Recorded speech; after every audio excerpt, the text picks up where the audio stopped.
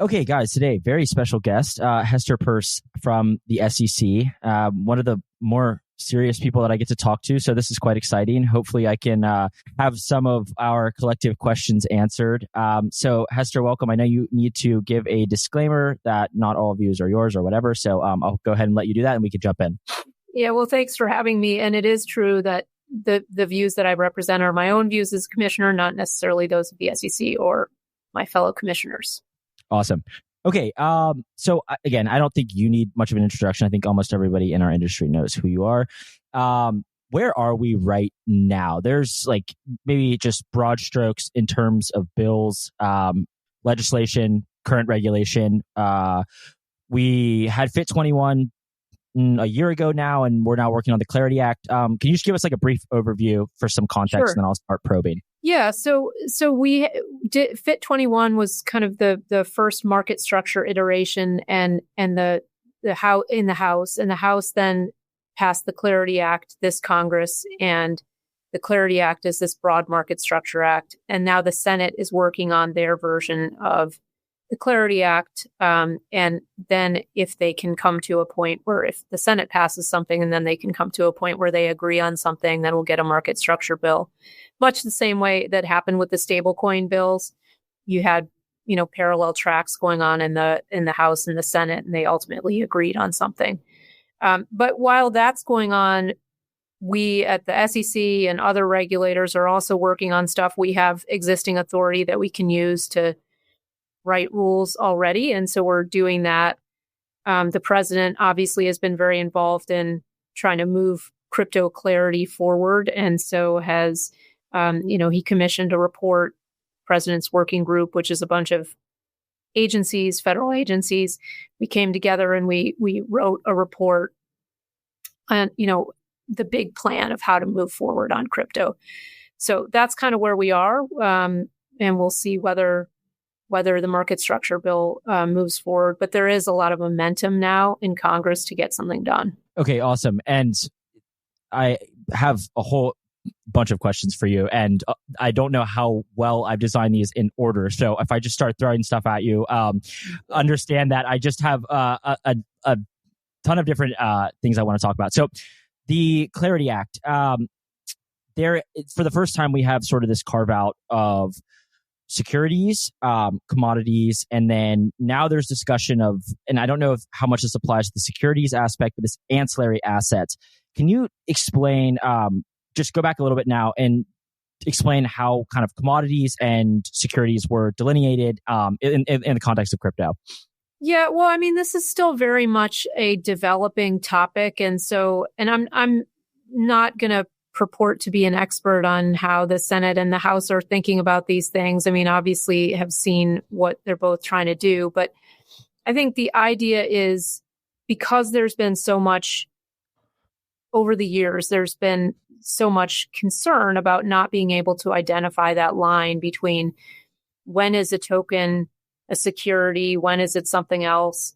Now, it's sometimes very obvious, and I think one of the interesting things that's happened since Washington has done its 180 toward crypto is that now a lot of people are trying to come in and tokenize just traditional securities. And so obviously, those are easy. If it's a traditional security and you tokenize it, it's still a security. Now, it might be a different kind of security with different kind of rules around it.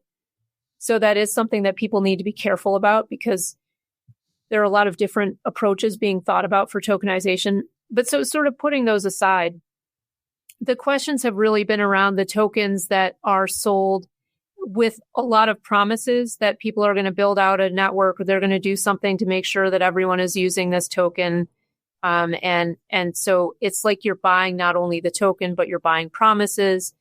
And that's what led the SEC to take the position that these were all securities transactions. And it was a very tortured attempt to use enforcement to force these things in. And so then the question that really arose because we have something called the Howey test from the Supreme Court, which interprets one part of the definition of security, investment contracts.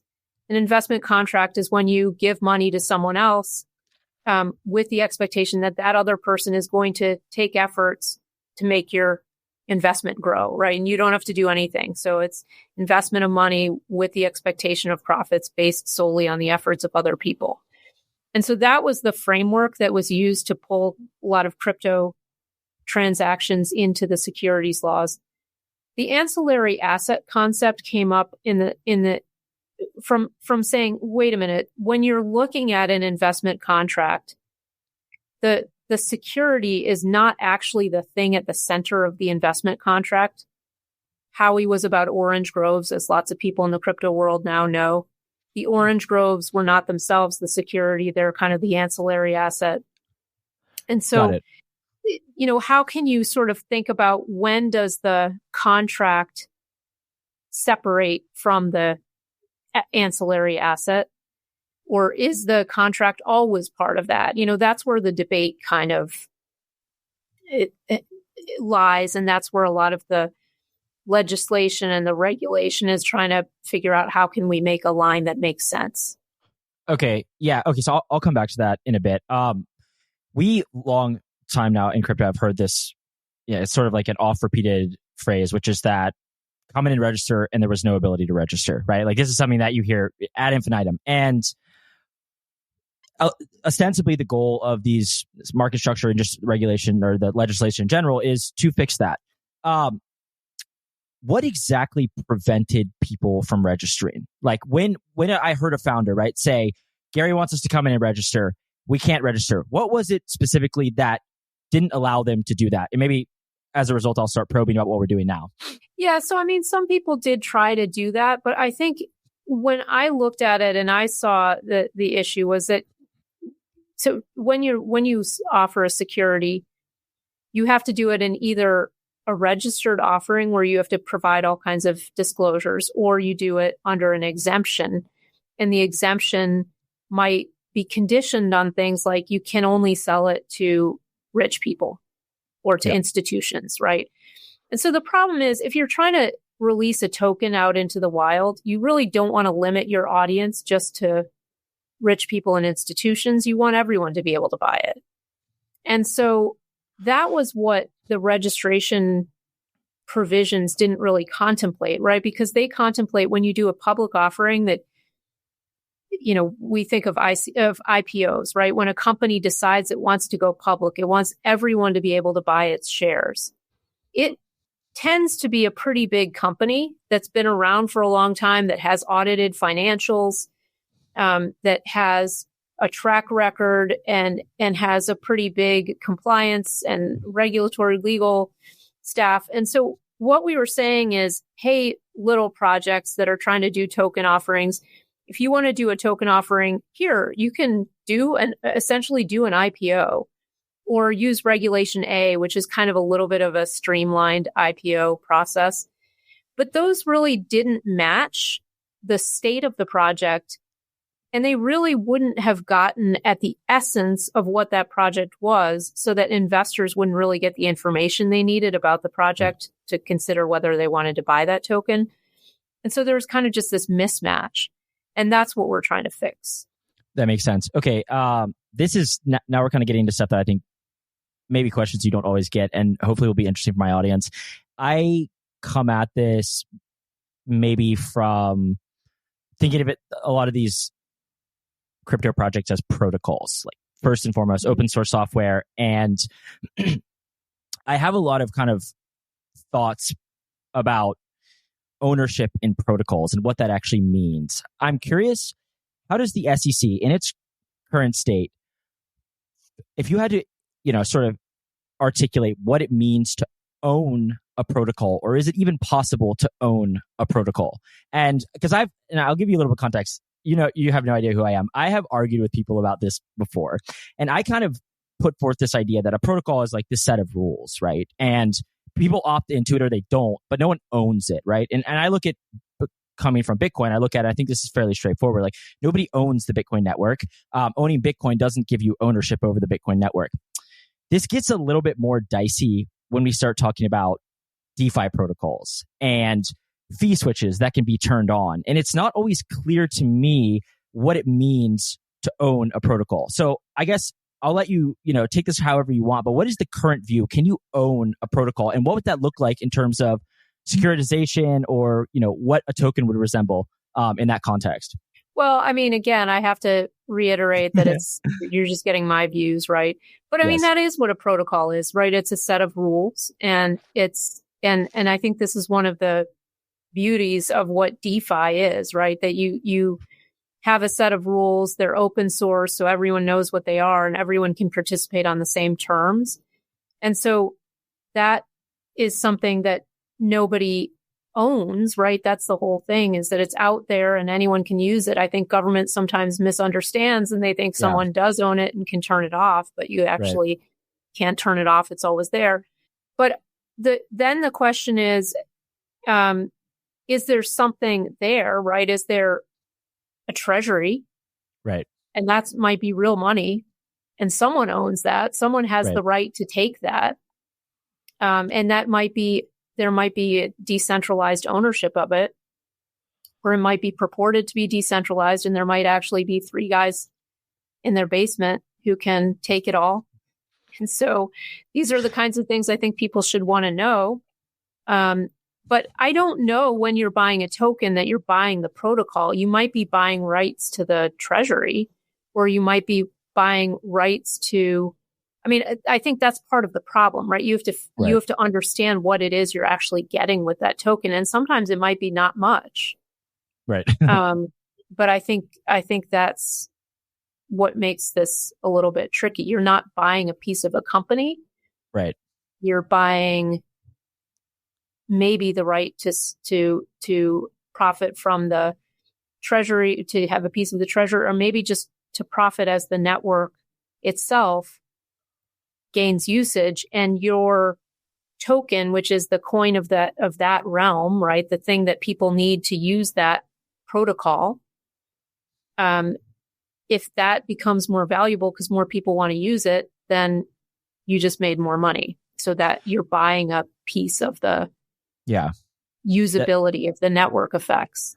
Yeah. In the context, I'm always curious about this, because this is another thing that we in crypto think makes logical sense. And I tend to think it makes logical sense for what it's worth, which is that if some contract, for example, is completely ossified, right? There's no upgradability. In the minds of a lot of us in crypto. Now, I will qualify this by saying there's a lot more contracts that are upgradable than non-upgradable. But let's put that aside for a second and assume we're talking about a smart contract pushed to a sufficiently decentralized L1, for example, that cannot be changed, right? In our eyes, we look at this and we say, like, this is the vision, right? Like, this is what we're talking about.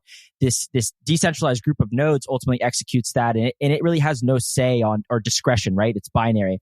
Yeah. And we think of this as, like, this is the vision. But does the government care? Like, do you guys, I say you guys, sorry, I don't mean to, like, throw it on you, but, like, do things like this matter a lot when you're looking at projects? Like the upgradability? Are there multi-sigs? Is it ossified? Like, does that make a difference when it comes to legislation in your mind?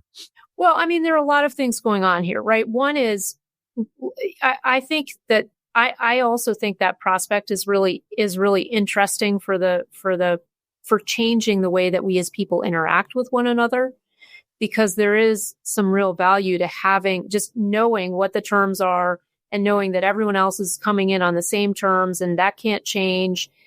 And I think that's really powerful in a lot of different contexts, but that's really not the question that is before me as a securities regulator, except for the fact that I want to make sure that we don't attempt to jam our securities laws on top of one of those decentralized protocols to say, hey, you've got to register as an exchange or as a broker dealer or whatever. I mean, if it's really code just doing its thing out there, it can't register with us. So I don't know what that means, and I don't want that to have to happen. So I think we do need to put a protection around this to say code is code. Developers who write code don't have to register as something for just writing or publishing code.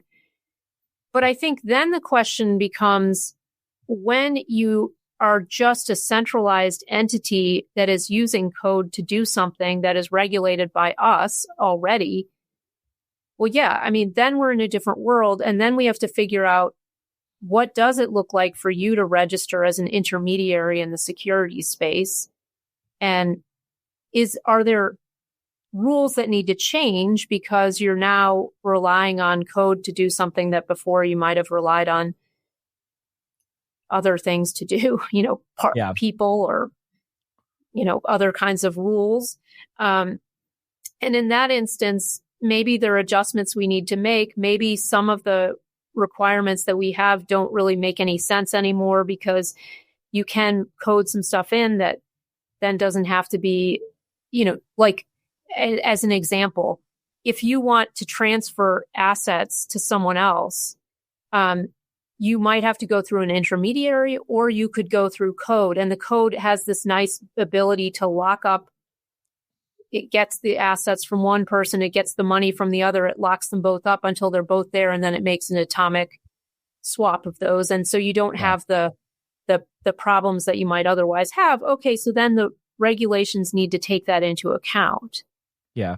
And so that might require us to adjust, but you still have something that, as long as we have regulations, they're going to govern someone in that transaction. Does that make sense? I mean, I think trying to distinguish between what's truly decentralized stuff happening and what's just a centralized entity using a decentralized protocol to do something. So I initially asked you, right, this idea of come in and register, and all these teams saying we can't. And it seems very reasonable that they couldn't, right, for numerous reasons. And the most obvious being that this is like a completely different type of technology. But one thing I do wonder about is when you explain, like, maybe perhaps why they couldn't register, there was a lot of kind of sounded like back office overhead and costs associated with that. That would mean that you're asking, maybe a seed stage or Series A company to come and implement the exact same, rigorous sort of reporting requirements as NVIDIA or Tesla. I'm making extreme examples here. That's a good. That to me, that sounds sort of like the essence of it. And so my question is there anything? Go ahead. Well, I mean, it is certainly part of it, right? If you've got 3 developers working together, building something, they're not going to have audited financial statements. I mean, it would be silly and no one would want them to have that. I do think that there is the difference here, I think, is that people are trying to build network effects. And so you really have to do a public offering in a way that before, I mean, if it were not for the need for network effects, you would probably just limit yourself to the VCs who probably initially funded you anyway. But at some point, you need those tokens to be in the hands of lots of people. Yes. Okay. That makes sense. I guess what I'm asking, I'm trying not to ask this with like too cynical of a lens, but is there anything in your mind that is uniquely enabled by crypto when launching a token that would mean it's not a security? And I'm saying this in the context of like one of these projects that we're talking about that may generate revenue and buyback or burn or issue dividends. Is there anything that you have this team and they put out some open source code, but then there's a treasury and they receive money from resembles very much a common enterprise, right? I think a lot of people will concede this. Is there anything in your mind that is unique to crypto that outside of this, it's kind of like burdensome reporting requirements, you would also say, okay, well, this is another reason it might not be a security. And this is outside of the kind of commodity discussion we had prior. Well, but I think it's not necessarily a security because you're not getting a share of that enterprise, right? You're not, and it may be a securities transaction when you sell the VCs those tokens, right? They're buying the tokens with maybe even before the network is built, and there's this promise that you're going to build the network. You give me money, I promise that you can just sit back and I'll build the network, and then you'll be able later to sell the tokens and you'll make money. That very well might be a securities offering, right? I think that that could very well, and most people think that transaction is covered by the securities laws. But I think it really is important for people to know if they're buying a token that they're not necessarily getting a piece of the venture that the three people have built through which they're building that, I just want to make sure people know what they're actually getting. Okay. Right. So those 3 people might go on to build something else, and the token holders aren't going to get a share of that other thing because they just have tokens. Right. Okay. Yeah. And we've seen examples of this. So I understand why you'd But I mean, be I think concerned. it's good to be cynical. And I think that is one of the things that unfortunately has emerged from the fact that we've taken such a weird regulatory approach to this whole space that it has really encouraged people to do a lot of things that probably were not particularly convenient for them. Yeah. They're trying to avoid the securities laws. They're not good for the people who actually bought the thing. And maybe at the end of the day, if we came up with some better rules that worked for small projects trying to do these kinds of things where you actually had to make some disclosures and you had to do some things, people wouldn't be as scared of having something be a security. Because they would know it would work. And then they would think, okay, maybe this is a time where a security makes sense. Maybe here's a place where it doesn't. Maybe we don't need a token here after all. Maybe we just are trying to build a company and we just want people to invest in your company. So I'd like people to be able to have those kind of conversations in a world where they know that if they think they need to have some touch with the securities laws, they can come in and say, here's what we're trying to build. We think there's a securities angle here. Can you help us figure out how we can do this while still being commercially viable? The Gourd Show is sponsored by Ellipsis Labs, who I've been following for 3 years now. They're one of the strongest teams I know in crypto. Ellipsis Labs is a small engineering team with a flat structure. They build complex systems, primarily in Rust. For engineers who like challenges, here's the kind of problem they solve. A layer 2 blockchain needs to maintain 100 million accounts and generate a state root after each transaction batch. The root must be built within 50 milliseconds. How would you design a system to ensure the root construction is fast enough? High-performance challenges are core to Ellipsis Labs' mission as they build modern crypto finance. They believe finance needs more than an upgrade. It needs a complete rewrite. The success of their first product, Phoenix V1, speaks for itself, doing over $70 billion in organic trading volume. Now, Ellipsis Labs is building Atlas, the blockchain purpose-built for verifiable finance. I know this team personally, and I like them because they're unique in the crypto space. They have a long-term focus, they work in person from their New York City headquarters, and they're here to build products that fundamentally change the world of finance. If you want to learn more about their open roles, go to ellipsislabs.xyz/careers. Yeah. Okay. That makes sense. A lot of the rules have been predicated on this idea of custody and what that means. Are we changing at all our understanding of custody with these new bills and regulations coming up? Is there any modification to how we understand custody? And maybe actually you can just explain what our understanding of custody has been thus far and why it's been such an important sort of Schelling point, and then going forward. Well, I mean, I think why we think a lot about custody at the SEC is because when you regulate centralized intermediaries that are handling other people's money or property like securities, there are a lot of things you worry about. You worry about that person, that centralized intermediary, being dishonest and stealing it. You worry about them being careless and losing it. And so that's why we've built rules around custody for broker-dealers, for investment advisors. But custody can be very difficult it can be difficult to know whether someone actually has custody. And we see this come up all the time in the investment advisor context, not in the context of crypto, but just in the context of other types of assets and funds. When are you deemed to have custody of someone's assets? When you have the ability to direct a transaction in that person's account, when you have the ability to withdraw fees from that person's account. I mean, obviously, if you have the actual thing that you're custodying, it's pretty straightforward. But there are a lot of questions that arise, and the SEC put out a modernization of its investment advisor rules on custody, a proposal several years ago, and it got a lot of blowback.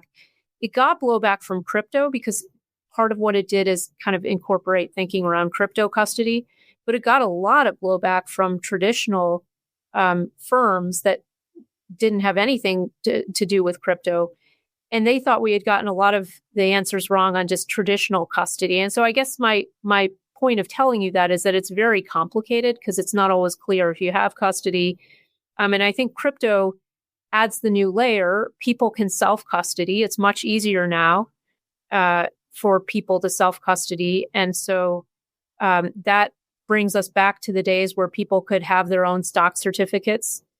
So you can really do that. You can have that in your own wallet. You don't need an intermediary. And I think that's a very powerful concept. But there are also questions about, well, if you're working with a client and you're helping that client with the client's crypto assets, there may be things that you need to do. Stake the assets. You may need to trade them. And so that means that for some point, you got to have custody so you can put them on an exchange and trade them. And so there are questions there. And then there's a different approach has emerged. We have much more vertical integration in crypto trading platforms. And so they're having custody of their clients' assets. We saw what happened with an exchange like FTX. So there are a lot of different issues that arise around custody, but I think that's why we spend so much time thinking about it, because it's a real point where people can get hurt. What is your thinking around bridges and multisigs? How do these fit into custody models? Like, this is obviously something that's fascinating for crypto. It's also been sort of a gray area for us in the sense that there's maybe some ways for us to enforce or exit a system, but in terms of custody, there you can make an argument that if somebody can upgrade a bridge or has some unilateral spending power or whatever on something like a multisig, that can change like sort of the dynamics. I'm curious, what is the kind of current thinking around these types of bridges and multisigs? Well, I mean, I think we have to think about where is the connection with securities law. And I think that, yeah, potentially it can come up in the sense that if you have a multisig, but it depends who has the keys, right? How spread out is that? And so it can be that we have to answer those questions about whether someone has custody because that person has the ability to shift all the funds to herself, right? Or steal them or, whatever. And then with bridges too, I mean, I think there are a lot of vulnerabilities there when you're bridging. And I think that is an area we're going to have to think about. I don't know that I'm thinking about those things on a day-to-day basis. Maybe I should be. But I think investment advisors maybe are engaging with these things, or as you're putting more securities on blockchains, I think we're going to have to think about these things more because you are going to end up bridging from one chain to the next. And I think that will be an area where there are potentially some problems. Okay, a little bit of a pivot. I don't want to put words in your mouth, so you can obviously explain the rationale behind this, but you made a comment to the sort of saying that meme coins are meme coins. They're closer to being collectibles. And you play in meme coins. We don't regulate that. Is that sort of the current thinking of the SEC and how, or your personal opinion, sorry. And how do you think about that going forward in terms of like what defines a meme coin and who can launch them? And yeah, I'm just kind of curious. Obviously, there's been a big influx of meme coins as of late, and I did see you make a comment there, so I'm kind of interested in hearing your thoughts. Yeah, and I made that comment in connection with a staff statement on meme coins, not typically, again, facts and circumstances matter to any lawyer, so they matter, but the typical meme coin is not a typical sale of a meme coin is not a securities offering. All you're doing is you're selling this token, and there's nothing about it that makes it a security. And so I think part of the reason that I wanted to put out that statement, I wanted the staff to put out the statement, is that people should know you're not getting a bunch of securities law protections. So there could be a lot of stuff going on. You don't know who's behind that meme token, who's going to be dumping it when, they manage to, the price goes up and then someone's out there dumping it. You would, in the context of securities laws, if these were securities, have some protections that you don't have if they're meme coins. So why is it like a digital collectible instead of a security? I mean, I just don't see any element of something that is a token that's offered without any link to any promises of profitability, of someone doing work to make your meme coin worth more. I don't see how that could be a security. And so that's kind of how I'm thinking about it. Now, again, there could be circumstances in which you create something that is a meme coin, but you've promised to do something in connection with it that could potentially turn that into the meme coin could be at the center of an investment contract, but that's not how they're typically offered. But yeah, and I understand this is like typically on a case by case basis, but it is kind of interesting if you were to launch a meme coin and then get on Twitter every day and usher the crowds to pump it to $1 is like this is still outside of the context of securities laws, would you say? I mean, because I think because I think you see the same kind of thing with all kinds of things that people sell, right? And would you really want to turn all those things into securities? Probably not. I don't think that we have the capacity even to regulate all those kinds of things. But there's a lot of bad behavior that happens outside of the realm that we can regulate. And that was part of my message too, is like people need to be careful and not assume that they're going to be millionaires because they bought the latest meme coin. Okay. I mean, and I also approach I think it is important for us to put some limits around what the SEC does and to tell people that because Congress gave us authority over a very limited part of the market. And we have to play within that space that they gave us. People are constantly coming to the SEC and they're saying, why aren't you stopping XYZ really bad thing from happening? Which is either happening outside of the US, which we do not have authority to regulate, or it's happening in an area that we, again, don't have authority to regulate. And so we need to provide clarity about where we are and where we aren't and where we can help and where we can't. Hey, Will here with Blockspace Media. Did you know that we have individual feeds for all our shows? If you're watching the Mining Pod, Bitcoin Season 2, or The Court Show, be sure to check out the individual feeds. You can find them on your podcast player of choice, whether that be Spotify, Apple, YouTube, etc. Just type in Blockspace Media and you'll find all our shows pop up, or just type in the individual show name like the Mining Pod or Bitcoin Season 2. Be sure to hit that subscribe and give us a 5-star rating so we can continue to bring you the best content in Bitcoin. A lot of us in crypto, we come from this like don't trust, verify or whatever. I'm throwing out one of these many tropes, right? And in many ways, we've been skeptical of the state and just outsized power in any type of networks or society at large. And this has been one of the mindsets. And like again, this kind of don't trust, verify. Like we want it to be able to see for ourselves. And now there's all this lobbying going on, and I don't personally have any idea if these people have the best faith for the industry or for their personal bags. And so when I see, all of these discussions about how things should be labeled, and I have no idea if that's good for the retail investor, right? It may be very good for the VC. It may be very good for the institution, but it's very hard for us to look at this stuff and say, oh yes, like this is a clear, upgrade from, what we had in the past, where there's a Cayman Foundation and there's somebody in New York and then there's lawyers out, like, you know what I mean? We have no idea. We have no idea how to parse this stuff. And I'm curious, like when these people come in and talk to you, like what is your kind of relationship with them, and like who do you hear from? That's one question. Like who do you end up hearing from?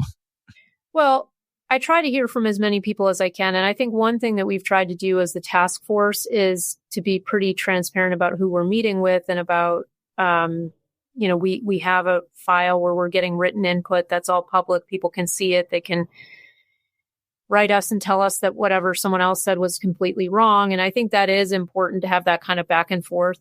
I mean, I've been now in Washington for a long time, and I've been at the SEC as a regulator for a long time, but I've been here in the commissioner role for a long time, but I was here before on the staff. And so I've seen a lot of lobbying. I also worked on Capitol Hill, right? So I've seen a lot of lobbying, and indeed people do speak their bags, right? It's not only in crypto, it's in every area. And so you do have to sort of filter what everyone says, understanding that, people are coming and they're speaking. And there's nothing wrong with that, right? They can come and talk to us about what's important to them. And that is often because it will yield economic benefits to them if they get the result that they want. And so I think you have to sort of filter that. But if you talk to a lot of people, you kind of get a sense of where maybe there's some commonality and you think maybe that is helpful in understanding what could be a good solution. Long time ago, I put together a safe harbor proposal, which would have tried to at least get some disclosure out there for people buying tokens in ICOs and other token distribution events. And I had talked to a lot of people about what kind of information is actually valuable to people. But I do try to go out too, and because there is one group of people who can either afford to come to Washington or they have people in Washington. And so part of what I do like to do is go out and talk to people in other places. And sometimes that means I might even talk to the same companies, but I'll talk to a different person from that company, the person that they don't send to Washington. Yeah. And you can get a different view of things from the person who doesn't get sent to Washington. And then I listen to a ton of podcasts too. And that's not the answer to everything, but it does help me sometimes to think through an issue or to understand an issue better. I have a lot of issues other than crypto that I'm working on. So it's not as if my whole diet is crypto, but I do try to learn as much as I can. And I have to have some skepticism. I know I'm never going to understand the technology as well as I need to or should for this job. And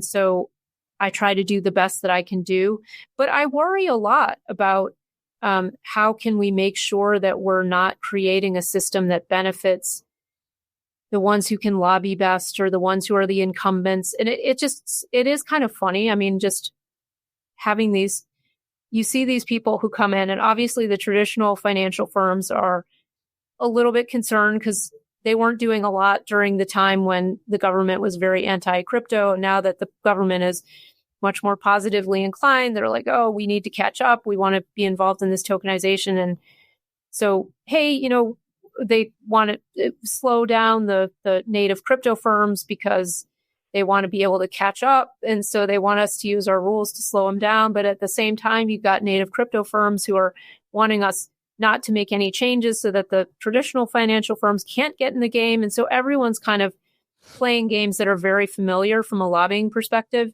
And I don't want this to come across as if I'm bitter, because I'm very grateful for anyone who's willing to come talk to me. But I think there are always going to be a lot of those tactics being used. And also having a lot of people, I have great people at the SEC on the task force and throughout the staff of the commission. And they're people who know so much more than I do. And they can also help me filter what I'm hearing.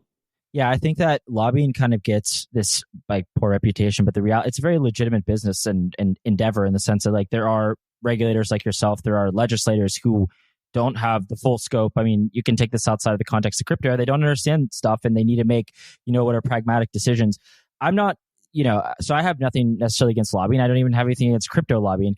I guess that this industry is a little bit unique in the sense that it was persecuted for so long. I say persecuted. I mean, you can decide whether or not that's the truth, but a lot of people within the industry, as you know, felt like we were persecuted for so long that there was almost this pendulum effect whereby once we were accepted, there was a rush to sort of support anybody and everybody lobbying and pushing this industry forward. And in some sense, there was a rush, like a literal rush, like we need to take advantage of this. We need to reach escape velocity before we get in trouble again.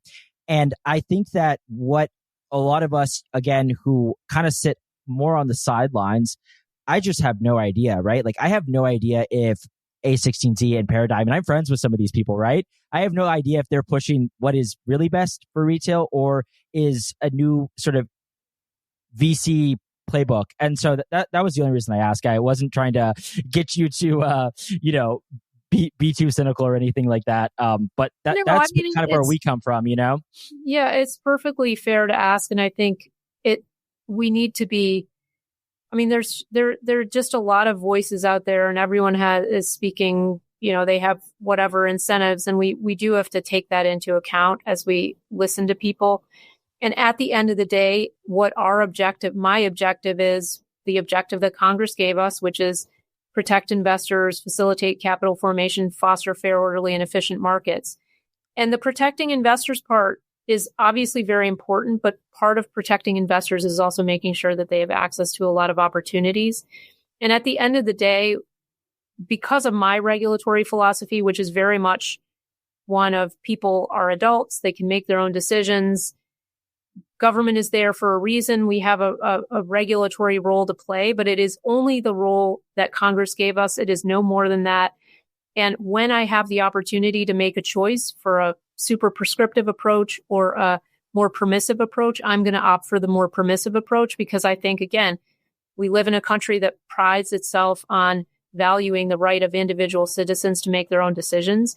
And so I also think that those more permissive approaches tend to be ones that are better at preventing the kinds of things you're worried about, which is yes, a very complex regulatory framework that works really nicely for one entity or one group of entities and is terrible for everyone else. It is terrible for anyone who wants to come in and try to challenge them and compete with them.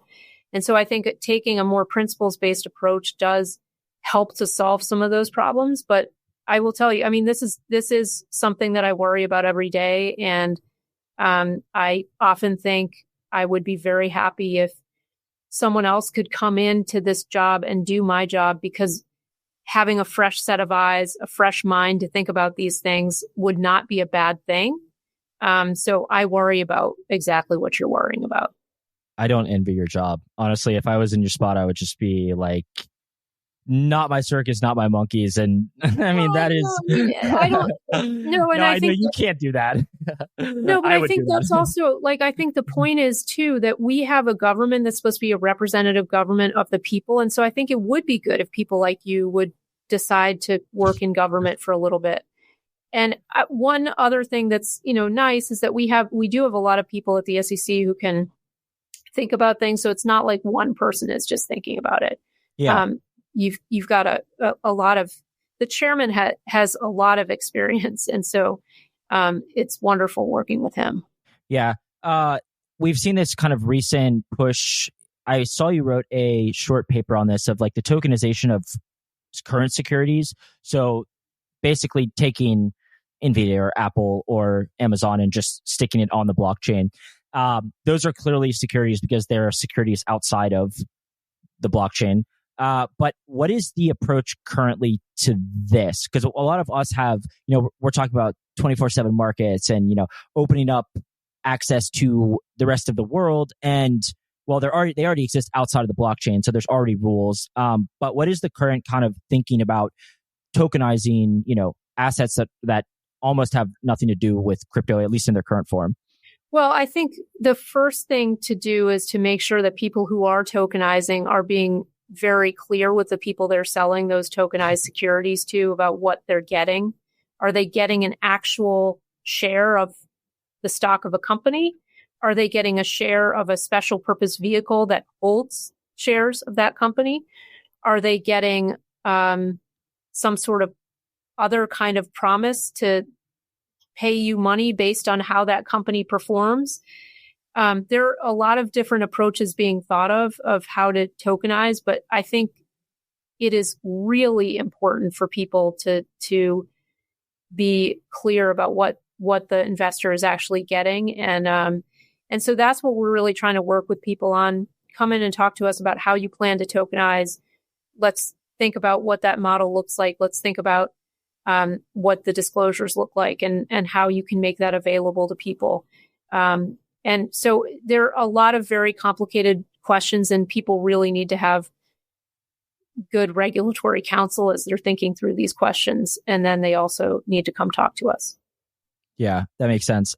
You just reminded me of something that was a little bit off topic, but I am curious because this is another thing that a lot of people in crypto have kind of been critical of. And it's this concept of a company with equity that then also issues a token, and they're completely separate. And yeah, I mean, it's very fair for retail to have reservations about this. as we move forward, is this going to I shouldn't ask you it like that. Is there a problem with this? And is the new regulatory framework that is in place or coming, will it solve some of these problems where you have these governance tokens that have effectively we kind of touched on this at the beginning, but it just reminded me of that. So I'm curious, like, do you think we're coming to a better spot with this? Well, I hope so, because I hope what we're trying to get to is a world where if you're issuing a token, you're making disclosures that people can then understand what they're actually getting. And I think, a lot of experimentation happens and companies are thinking, oh, what can I use a token for? And you can imagine a company that it's a public company, it sells shares, you can buy shares in the company, but it also might be a company that issues NFTs to its customers, right, to do something with. And that might make a lot of sense, and those two worlds don't necessarily need to meet. But in other instances, it might look like the company is just issuing a token to issue a token, and then people ought to understand that they're just issuing a token because they think it's cool to issue a token and you're actually getting nothing. That might be more of a meme coin, right? So I think people just need to I think because we're getting to a place where people are going to be asking these questions, because it'll be okay for people to make disclosures, and it'll be okay for people to say this is a security and then make those disclosures, or for people to say it's not a security, you're actually getting nothing. And then the buyers can make their own decision about whether they want it or not. Is there a scenario where a governance token is not a security? The rationale for a long time has been, well, we can't really say it, but wink, wink, these are more or less securities. But the other side of that is there was a whole lot of mechanism designer people writing about how governance tokens transcend securities laws, and you're actually governing a protocol and you never expect any type of profit or ownership. It's truly some altruistic endeavor to govern a protocol, which it's unclear why someone would want to do that. But I'm curious, is there such thing as a governance token that would not be a security? Well, I mean, again, facts and circumstances matter. And I don't know that being a governance token in itself makes something a security. And I can imagine circumstances in which someone might want to be part of governing an organization in which she doesn't own an interest, and she is doing it for altruistic reasons. I mean, people do that all the time with nonprofits, right? They want to be involved in something and they want to have a say in it, but that doesn't mean that they actually own any part of it. I think one of the sad things about the way that securities laws have been applied, and not only securities laws, but also the way the CFTC has approached things, is that people have been unwilling to participate because they've been scared that if they participate in governance, that then they're going to face the weight of a lawsuit. And so I think if we have more clarity about what these things are and about when a protocol has to register as something, and then people can make better decisions about whether they want to participate in governance. But I think the regulatory overhang has really resulted in some really strange practices around governance tokens, delegating them all to someone else. And then you wonder, are the people who really have an interest the ones who are participating in this? So I guess that's a very lawyer answer, but the facts and circumstances do matter. And I would like to see what types of things emerge when people have less fear about the legal consequences. I don't think we're going to see all these foundations and all these different labs pop up when you have the ability to just, okay, you know what, maybe we do have to register as something. That's okay. We'll figure out how to do that. Yeah. One other side note, the concept of a bearer asset. So I think the kind of nail in the coffin was around the Patriot Act. I don't know that for a fact, but it seems like bearer assets have not been very well received by the government for a long time now. So you really cannot self-custody a share of a company. And do you see this changing with not necessarily the commodities part of crypto, but with the potential securities, ancillary assets, whatever they're going to become? Could you, self-custody in the most literal sense a token that represents ownership of a company? I mean, you used to be able to hold it, and some people still do have them, right? A stock certificate, that's your self-custody. Yeah. So it's really the same idea. And I think but we as regulators have gotten very comfortable with a world that is overflowing with intermediaries, because it means that we get a lot of control as regulators. It's easy for us to regulate activity. It's also easy for us to do things like AML, Bank Secrecy Act control, those kinds of things. That all is dependent on a world in which everything is done through intermediaries.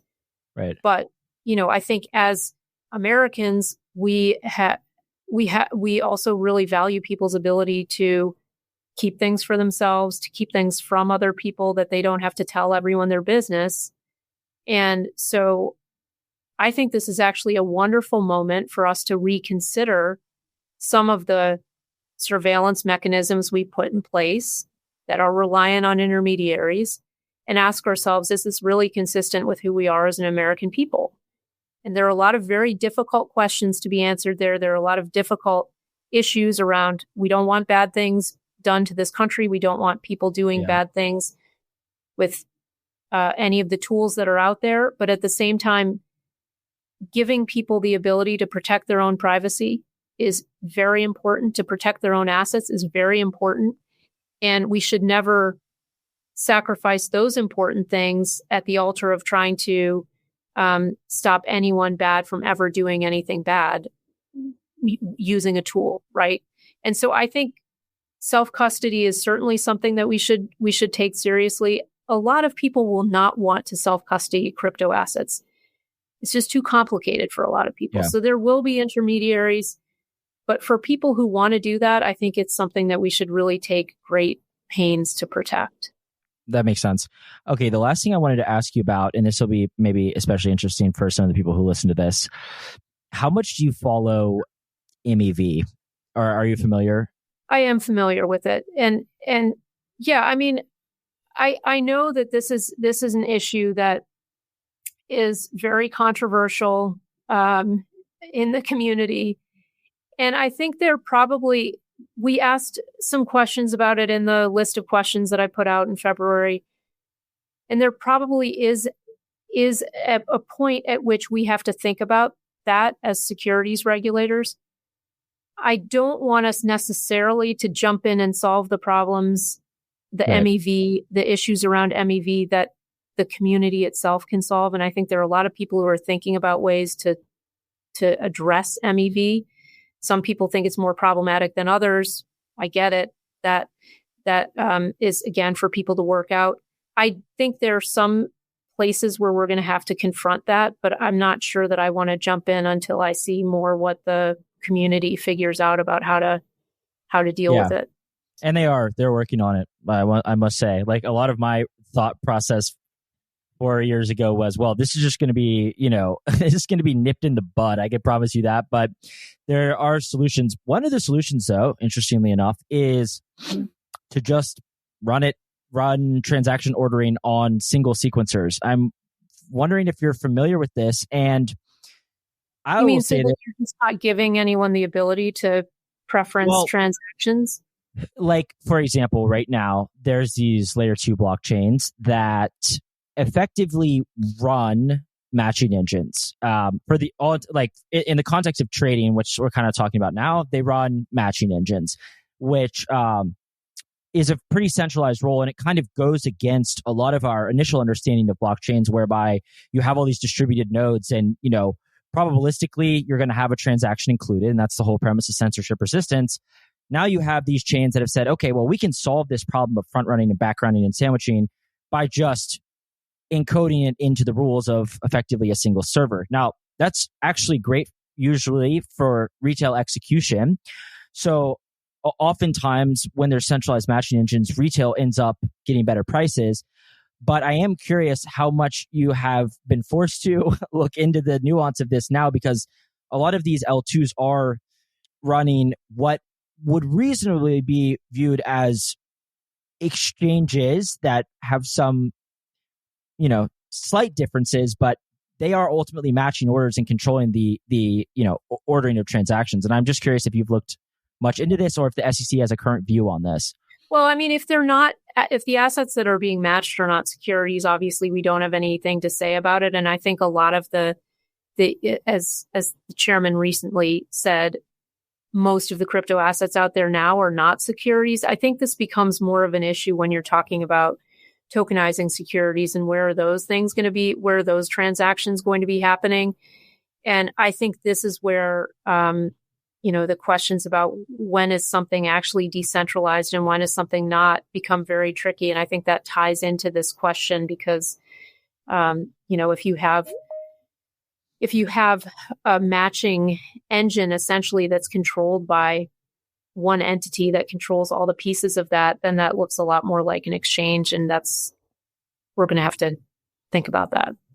Okay. For sure. Interesting. And the people who are running those things are also going to have to think about that if they're transacting, if they're matching securities transactions.